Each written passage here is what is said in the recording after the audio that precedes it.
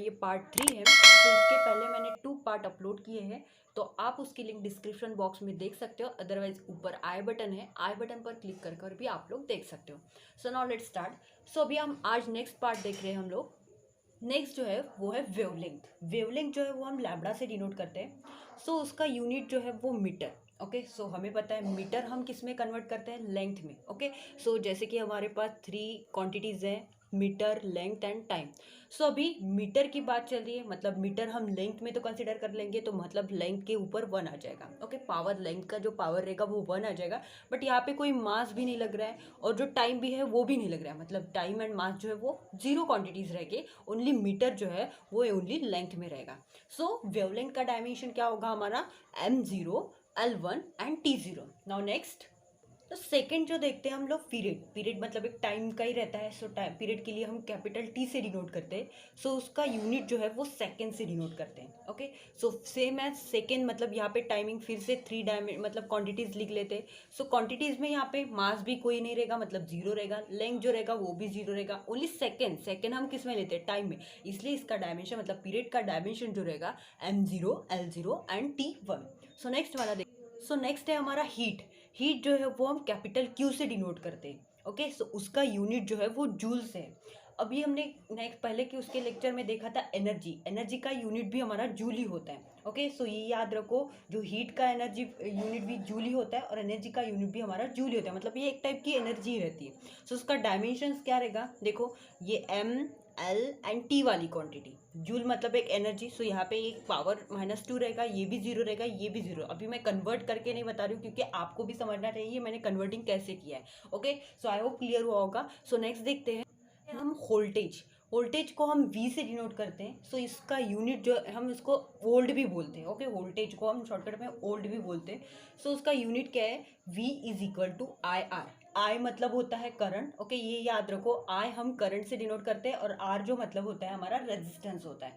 सो यहाँ पे देखो यूनिट, मतलब उसके कुछ डायमेंशंस बनेंगे, वो थोड़े से अलग टाइप के डायमेंशंस बनेंगे। सो देखो यहाँ पे हम 3 क्वांटिटीज तो लेते हैं, M, L and T.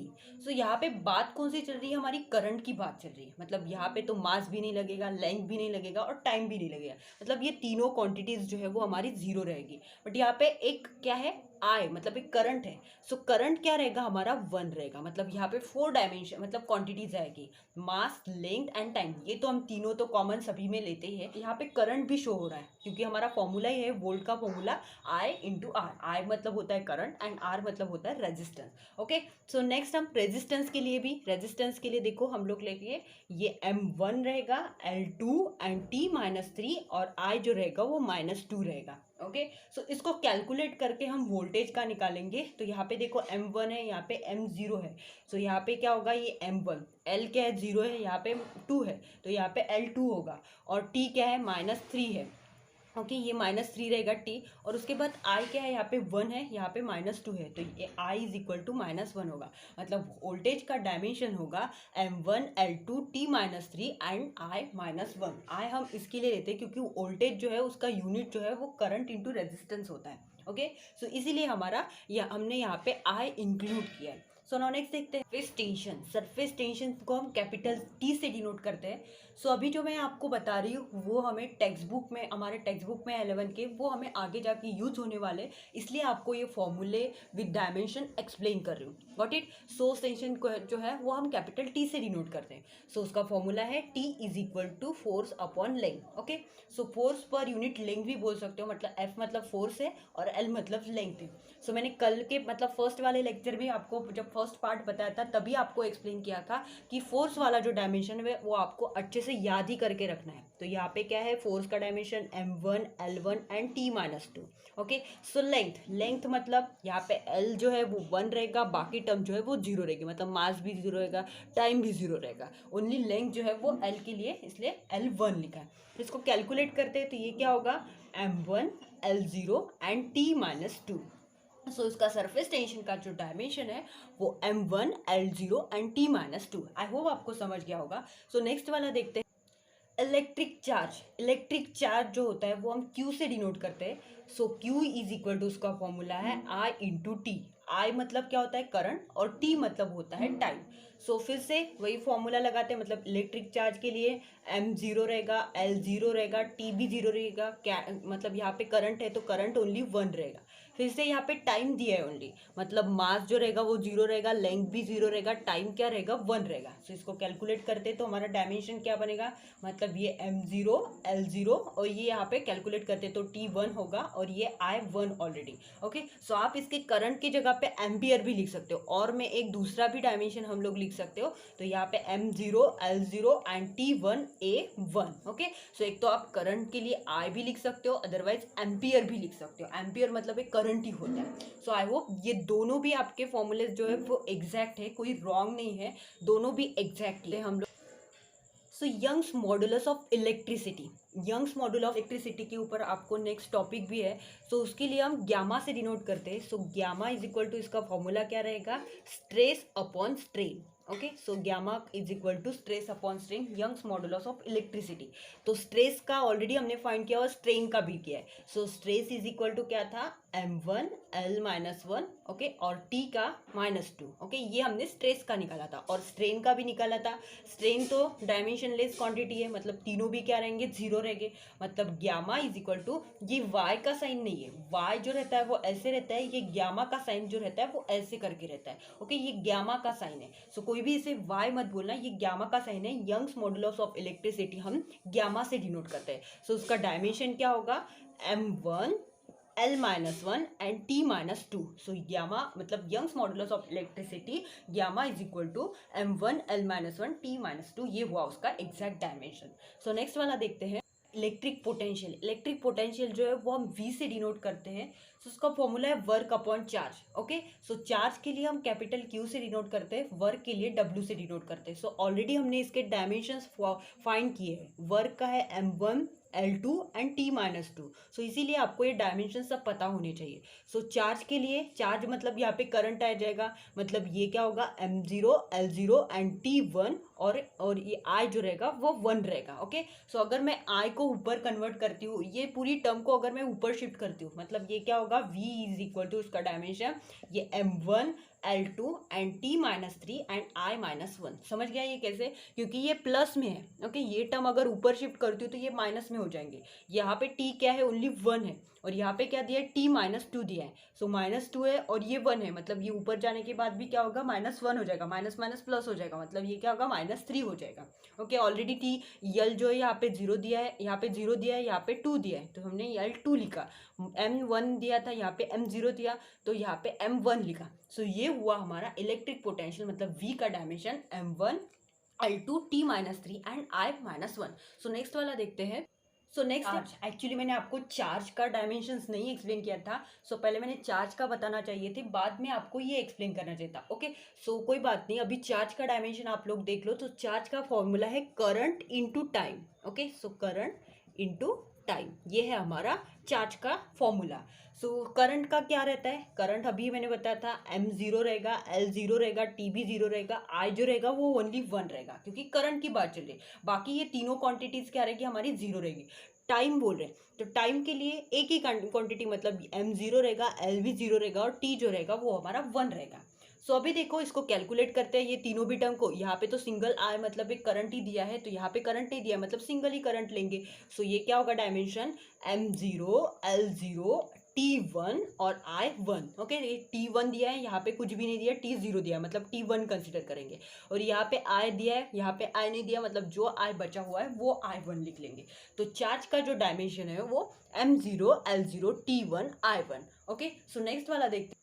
Next, electric resistance जो है वो कैपिटल R से डिनोट करते हैं। तो उसका formula R is equal to change in potential delta V divided by current I। Okay, so current के लिए हम I से डिनोट करते हैं। So R is equal to change in potential delta V। तो इसका डायमेंशन हमने अभी कुछ देर पहले फाइंड किया, तो m1 l2 t-3 and I-1। Okay, सो आपको ये जैसे जैसे सॉल्व करके प्रैक्टिस करोगे तब जाके आपको ये डायमेंशन इजी लगेगी, ऐसे अपने आप तो लर्न नहीं होगी। ये करंट के लिए, करंट का डायमेंशन है M0 L0 T0 और करंट के लिए ओनली सिंगल 1 रहेगा। अभी देखो यहाँ पे I1 है, यहाँ पे -1 है, मतलब ये I अगर ऊपर जाता है तो ये क्या होगा -1, माइनस माइनस क्या होते हैं प्लस होते हैं, मतलब ये R इज इक्वल टू क्या होगा यहाँ पे M1 L2 T-3 और ये क्या होगा I-2।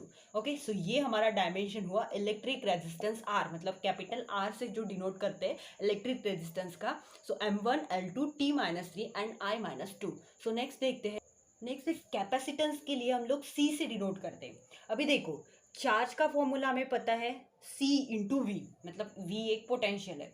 सो C मतलब क्या होता है capacitance Q divided by V, मतलब इसी इक्वेशन को हमने क्या किया है रीअरेंज किया है, बाकी कुछ नहीं किया है।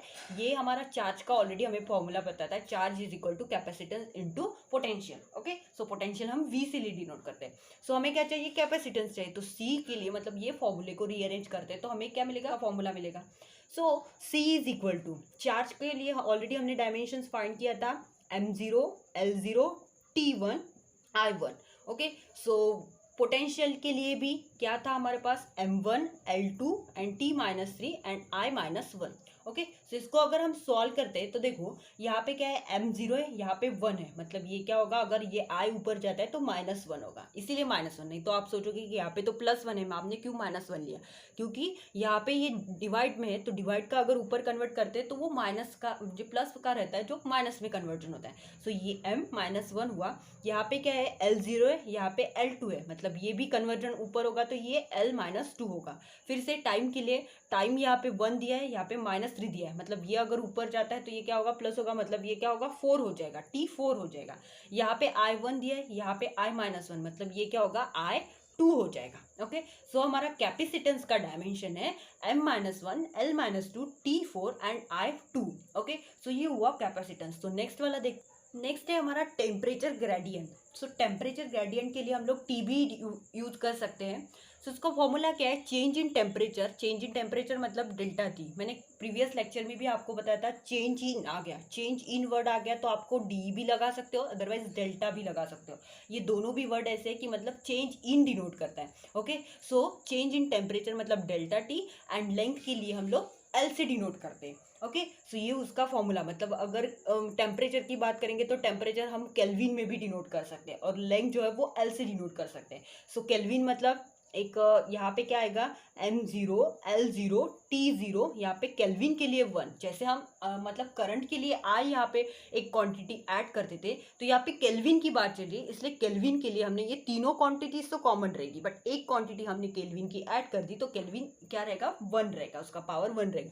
लेंथ के लिए क्या रहेगा, लेंथ तो मास तो 0 रहेगा, L1 रहेगा और T भी 0 ही रहेगा। ओके, सो ये L को मैं ऊपर साइड शिफ्ट कर रही हूँ, मतलब यहाँ पे टेम्परेचर ग्रेडियंट का डायमेंशंस क्या होगा, यहाँ पे M दोनों भी 0 है, L क्या है ओनली यहाँ पे 0 है, 1 है, ये ऊपर कन्वर्ट कर रही हूँ मतलब -1, और T क्या है दोनों भी साइड पे 0 है, और केल्विन जैसे 1 है वैसे ही, मतलब उसका टेम्परेचर ग्रेडियंट का डायमेंशन होगा M0 L-1 T0 and K1। सो आपको इलेक्ट्रोमोटिव फोर्स ये स्मॉल ई से डिनोट करते हैं इज इक्वल टू वोल्ट, मतलब उसको वोल्ट भी बोल सकते हैं। So volt is equal to I into R, I मतलब होता है हमारा करंट एंड आर मतलब होता है हमारा रेजिस्टर। सो उसके लिए अभी हमने कुछ देर पहले सॉल्व किया था, तो ये क्या होगा M0 L0 T0 and I के लिए सिंगली 1 लेते, और रेजिस्टेंस है यहाँ पे। सो रेजिस्टेंस मतलब क्या रहेगा M1 L2 T-3 and I-2।